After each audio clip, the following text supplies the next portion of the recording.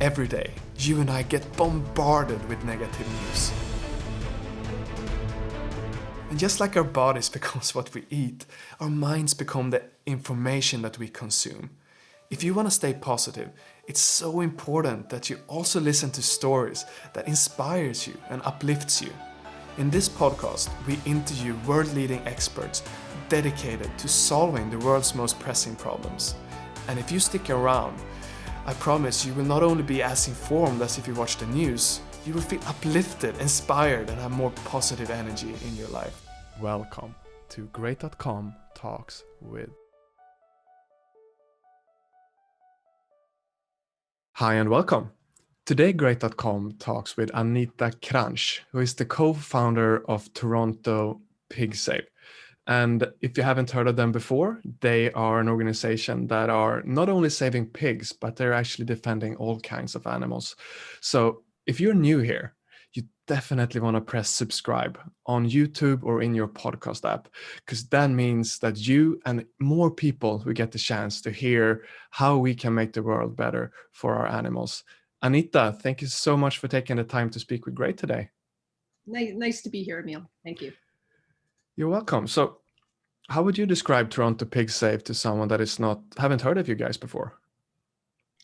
Toronto PigSafe is about bearing witness or coming close to animals in transport trucks in your own city, your own community. So I live in Toronto and near a slaughterhouse, and there would be trucks coming in with pigs and right in downtown Toronto. And so what we did was we started bearing witness as a community. That means going right up to the trucks, coming up to the pigs, interacting with the pigs, documenting, and asking everyone to not look away, but to look at the animals in your own backyard, in your own neighborhood that are being killed at slaughterhouses. And right from the beginning, we were asking people to empathize and to consider choosing vegan, and also, as important, to become activists in their own communities. That is an interesting approach that I haven't really heard of before. So what is the effect of this action? How are people responding? I think it changed the community. Before, the concerns in the neighborhood where the slaughterhouse was the smell of the slaughterhouse and the concern about property values. Some people did empathize with the pigs when they actually looked at them or heard them screaming. But when we started holding 3 vigils a week, we politicized the issue. We put it on the agenda. So suddenly people saw that, people care enough to go out, 3 mornings a week and to draw attention to the pigs in the trucks. So previously, a lot of people didn't notice the trucks, but when we started being there, we would say, look, don't look away. We would give out literature. It really raised awareness, and a lot of people joined us from the local community and also from the traffic driving by. There would be thousands of cars that would see us each morning as we were bearing witness to the pigs.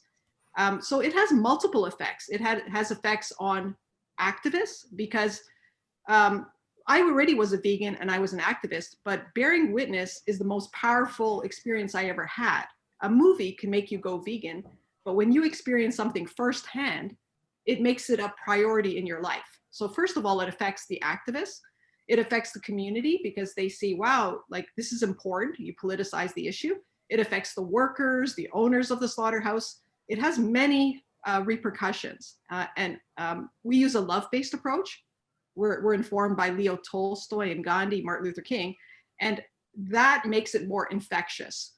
More people want to join in, and it's more of a community organizing approach. I enjoy that loving approach. It seems smart as a way to get people to wanting to engage. Because I can imagine it's hard for people to watch this. What obstacles do you have to overcome is it hard for a meat eater to look that pig in the eyes? What do you have to do to make someone do that? Yes, so what we emphasize is the moral duty. to bear witness. And our inspiration is Leo Tolstoy. He became a vegetarian, an ethical vegetarian in the 1880s, and was vegetarian for about 30 years until he died in 1910. And he came up with a definition for bearing witness in a book called A Calendar of Wisdom. He wrote 600 books and articles, and this was his favorite book because he thought it would have the most positive impact on the world. And basically it has sayings every day of the year about kindness, forgiveness, turning the other cheek, nonviolence, compassion, and so forth.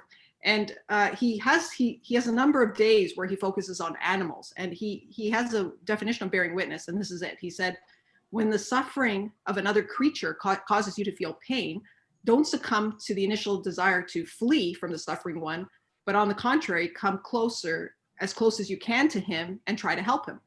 So basically in life, we always have a choice, whether it's human genocide or, environmental pollution or animal abuse. You have a choice. You could look away, or which you won't feel good about yourself if you do that in life, or you can come close and try to help someone who's suffering. And so we all know that the right thing to do is to try to help somebody who's suffering. And so it adds a lot of meaning to people's lives. So yes, it is difficult. Yes, it is traumatic, but when you do it as a community, it makes it easier. Doing it alone is still the right thing to do. But when you do it as a community, you support each other. And, that's how people survive, genocide and tragedies. Like, it's because they do it. If they organize as a community, that's what helps you deal with a trauma. But the reality is that in social movements, change doesn't come for free. Like, it doesn't come at no cost. If you want to change the world, you have to inform yourself about the climate chaos, about Amazon deforestation. All of this is painful, but unless we do it, we're not going to change the world. Yeah, that's an important truth to take in, I believe. And I love talking to you because Toronto Pig Save is so different from other animal welfare organizations and NGOs as a whole, because you're accomplishing more than solving just one problem. You're creating a mindset in people to come closer to the suffering. And yeah, that's really cool. Like, what is your vision then for Toronto Pig Save, more than just helping the pigs? What do you see? Yes, I think we want everyone to bear witness. So when we started, that was our goal. Like, there are millions of slaughterhouses in the world. We want there to be a vigil at every slaughterhouse. So that was our goal since the beginning. And so we're 10 years old now. In the first 5 years, there were 35 groups, and then the next 5 years, 1,000. Now we're up to 1,000. Wow. So it's grown quickly, partly because we consciously organize. It doesn't happen on its own. But to address your question about what's unique about this movement, or what's the main emphasis, is it's about empathy. It's a movement driven by morals or ethics. And if you look at someone like Tolstoy, he was very much interested in that idea, like the idea that as individuals, we need to be conscientious objectors, or we need to do what's right in the present. He wasn't like a utilitarian, like only concerned about outcome and not concerned about our actions in the present. So he was very much into the idea that we must do what is right regardless of outcome. We have to behave like that every day of our lives. And at the same time, system change happens when enough individuals do what is morally right. So our vision is this idea of bearing witness, which applies to suffering animals, but it applies to human rights violations or environmental crimes, or just this idea that you should not look away. And so our movement has recently branched into climate save movement, health save movement. So we're also concerned about the climate chaos, and very much inspired by Greta, what she started in Sweden and has spread globally. And recently, this year, Genesis, she's now 14 years old, but when she was 13, she started Youth Climate Save, and its main focus is the primary contribution of animal agriculture to climate chaos. And so the movement is trying to raise awareness between the connection of animal agriculture, deforestation, and carbon dioxide, methane, and the destruction of sinks like the forests. And so the call to action is to two things: to end animal agriculture, and then to reforest the earth, and absorb the carbon out of the atmosphere, so that we it's because right now it's, I don't know, 410 or more parts per million, and we need to get it down to 350 or less parts per million. And the only way we can do that is to not only deal with fossil fuels, but with animal agriculture, and to take back the land that is currently being used for growing animal feed. So we need to reforest the earth. And so, as you can see, we need to address the issue of animal agriculture as a priority this decade. Yeah, that connection is so big, and like climate change, animal welfare, they're two of the biggest problems, and they're so connected. So I'm personally empathically involved in the work that you do. Animal welfare is my heart welfare question, so to say, for that reason. Now, I wish we had more than 20 minutes. I would love to discuss the philosophy behind, decisions based on outcome compared to what is morally right. But let's save that for a longer conversation. Instead, I want to switch topic a little bit, because I read on your website that one of your activists, Reagan Russell, was hit by a pig truck and was killed. What happened there? So we had a special vigil that day that she was killed.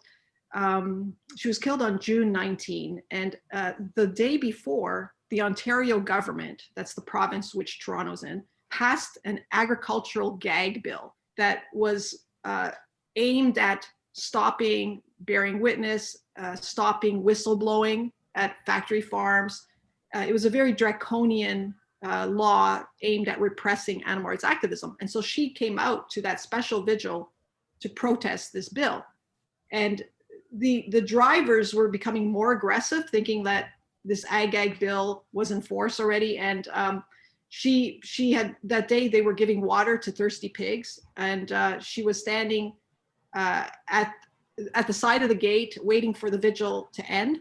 And she had the right of way, a green light, and he accelerated and ran her over and killed her. And she was the beautiful 65-year-old activist, a pioneer in animal rights activism in Canada. She was an activist since the 70s, and what got her going was the seal hunt, the horrible seal hunt. And she knew how to be safe. She knew how to be an activist, and it's so tragic that this happened.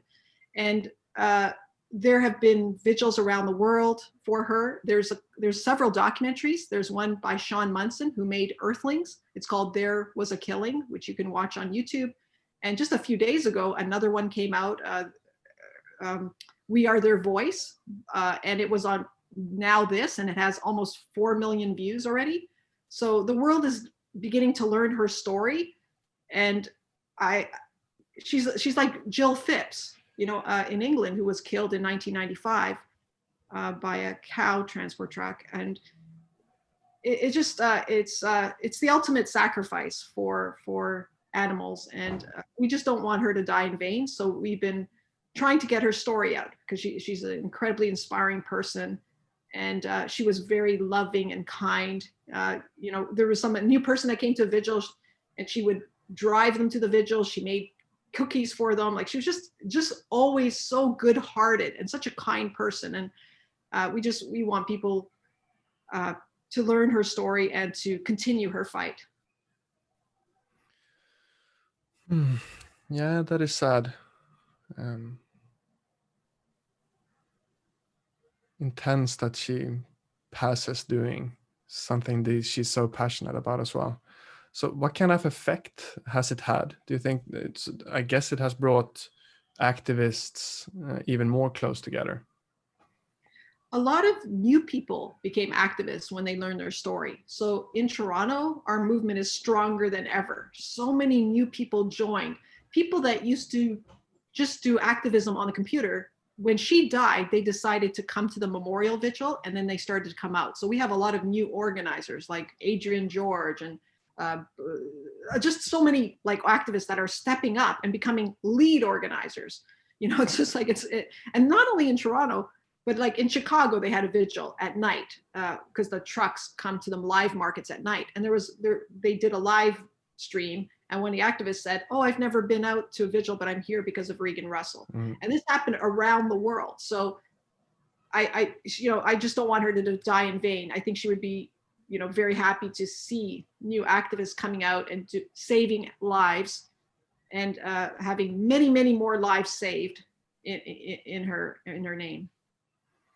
Speaking of new activists coming out, imagine someone listening to this that feel like an activist, but they're kind of sitting on the fence, or maybe they never had the idea before, but now they're thinking, hey, maybe I should do something. What can they do to get involved, get started? So I would recommend that they find out if there is a slaughterhouse in their city. So just find out how many there are, or maybe there's 40 minutes out of your city or somewhere, and have a few friends, check it out. Consider doing a vigil. We have 1,000 groups around the world, but there are millions of slaughterhouses. So chances are there might not be a group there already. So if you're interested in starting a group, write us at start@animalsafemovement.org. Go to our website, animalsafemovement.org. There's a map of all the vigils that we already have. But there may be a slaughterhouse in your city where no one is even looking. So I ask you, what is the difference between watching a movie and bearing witness firsthand? Watching a movie can make you go vegan, can make you go become an activist. But when you actually witness something firsthand, it becomes part of your life. Leo Tolstoy said, observation is really important because it becomes it becomes real, like it becomes part of your experience. You think about something more when you experience it. So that's why I think movies are important, yes, but I think it's your moral responsibility to find out if there is a killing facility or a slaughterhouse in your backyard, in your community. And it's not okay for no one to do nothing about it. So we all have this moral obligation, and it's very meaningful. It adds meaning to your life. Doing the right thing, giving water to the thirsty, ministering to the suffering. That's what makes us human or compassionate. So I think it adds a lot of meaning to your life when you do the right thing. And you have to start locally. You have to start in your own community. So that's my plea to your listeners and your viewers is to find out what's in your city or what's around your city and bear witness in a kind way, like in a loving way. We're here to transform the earth, and it's going to benefit everyone when we save animals, save the climate, save people's health, save slaughterhouse workers from dying from COVID, save activists from being killed by this industry. And for someone that thinks it sounds cool to go and hold a vigil at a slaughterhouse, but I'm maybe not quite there yet. The step is a little bit too big. Is there some way maybe they can keep up to date with your organization, or maybe chat or talk with someone that has already experiences of being at a vigil? Yes. So you can sign up to our newsletter at animalsafemovement.org and get our weekly newsletter to, get some views. Our Instagram and Facebook is very dramatic, and you can contact us anytime, and we can put you in touch with a local person. And like in Spain, in Sweden, there are a number of vigils and groups.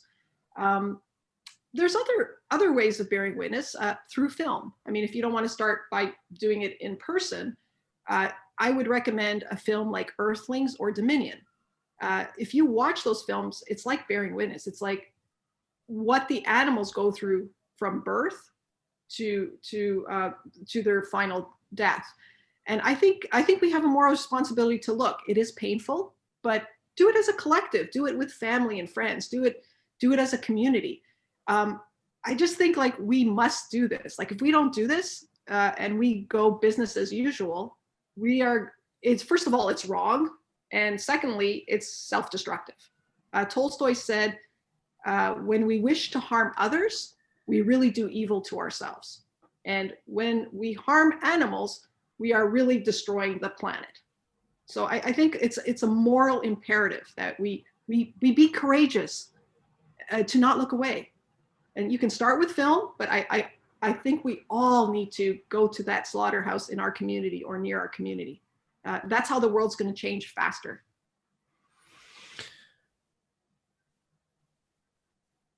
Anita, we're coming towards the end of the interview now, and you have given me and our listeners something to hopefully go away and reflect on, think on, and take action on. What is, I'm going to think at least of what is my moral responsibility when it comes to my relationship with animals. Anita, thank you so much for taking the time to speak with Gray today. I really enjoyed this conversation. It was great talking to you, Emil. And I did want to say that Tolstoy himself bore witness in 1892. So if Tolstoy could do it, let's follow in his footsteps. Then you can as well. So thank you, Anita. And for you listening, if you found this conversation important and you would like to do something to save animals, what you can do right now is to go into YouTube or your podcast app and press subscribe. That means that this interview will go through the algorithms so more people can hear this conversation and get inspired to go out and hold vigils and fight for the rights of animals as well. And hey, thank you for listening, and we'll see you in the next episode.